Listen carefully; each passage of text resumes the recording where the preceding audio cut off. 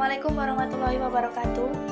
Perkenalkan, saya Lovilia Sukmawardiana Putri, NIM 012, Prodi Pendidikan Bahasa Indonesia, Fakultas Keguruan dan Ilmu Pendidikan.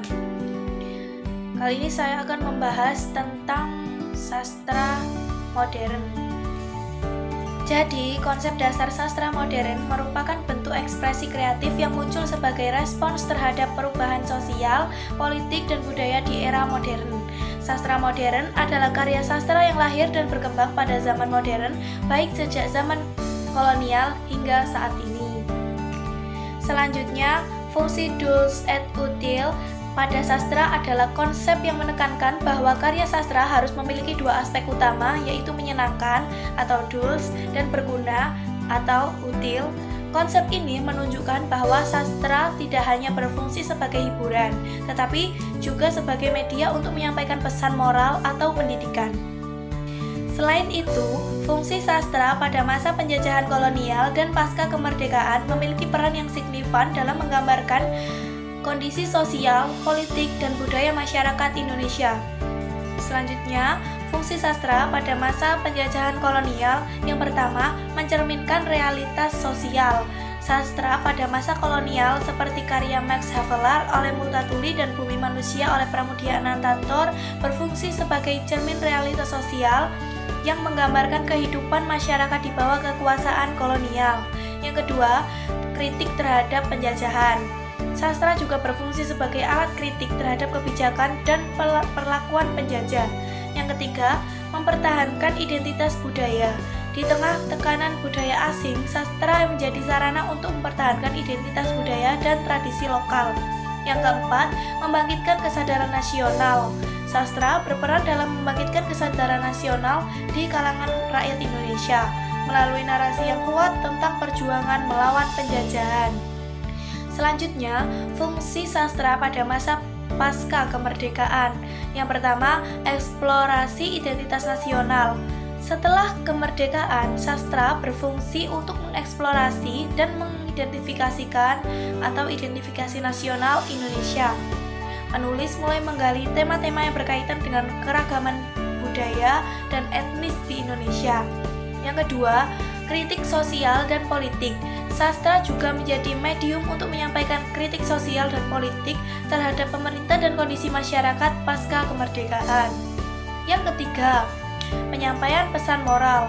Karya sastra pasca kemerdekaan seringkali menyampaikan nilai-nilai moral yang penting bagi pembangunan masyarakat. Melalui cerita-cerita yang mengandung pesan moral, sastra berkontribusi dalam bentuk karakter bangsa. Yang keempat, menggali sejarah dan memori kolektif. Sastra berfungsi untuk menggali sejarah dan membangun memori kolektif bangsa. Secara keseluruhan, baik pada masa penjajahan kolonial maupun pasca kemerdekaan, sastra memiliki fungsi yang krusial dalam merefleksikan kondisi sosial, memberikan kritik terhadap kekuasaan, mempertahankan identitas budaya, serta membangkitkan kesadaran kolektif di kalangan masyarakat Indonesia. Nah, untuk saat ini saya sedang membaca novel dari Hilman Hariwijaya yang berjudul Lupus, Tangkaplah Daku Kau Kucita. Jadi novel ini adalah novel pertama dalam seri Lupus yang ditulis oleh Hilman Hariwijaya. Novel ini mengisahkan kehidupan seorang remaja bernama Lupus, seorang siswa kelas 2 di SMA Merah Putih yang dikenal dengan sifat nakalnya dan penampilannya yang unik, termasuk rambut berjambul yang mirip dengan penyanyi Duran-Duran.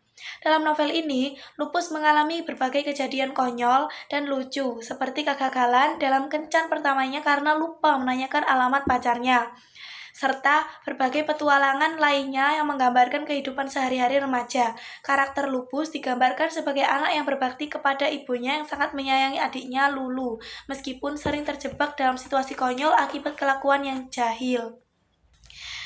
Secara keseluruhan, Tangkaplah Daku Kau Kucita bukan hanya sekedar novel remaja, tetapi juga refleksi dari dinamika kehidupan anak muda dengan segala kesenangan dan tantangannya. Jadi, membaca karya sastra memiliki banyak manfaat yang signifikan bagi individu, baik secara pribadi maupun sosial. Yang pertama, dapat memperluas wawasan dan pengetahuan. Yang kedua, meningkatkan kemampuan berpikir kritis. Yang ketiga, mengembangkan kreativitas dan imajinasi. Yang keempat, meningkatkan empati dan pemahaman terhadap orang lain. Yang kelima, memperkaya kemampuan berbahasa. Yang keenam, memberikan ketenangan dan inspirasi. Yang ketujuh, menumbuhkan kesadaran budaya. Secara keseluruhan, membaca karya sastra bukan hanya sekedar hiburan, tetapi juga berfungsi sebagai alat untuk pengembangan diri yang mendalam. Melalui pengalaman membaca, kita tidak hanya belajar tentang kehidupan orang lain, tetapi juga tentang diri kita sendiri. Baik, sekian dari penjelasan saya mengenai sastra modern. Saya ucapkan terima kasih. Wassalamualaikum warahmatullahi wabarakatuh.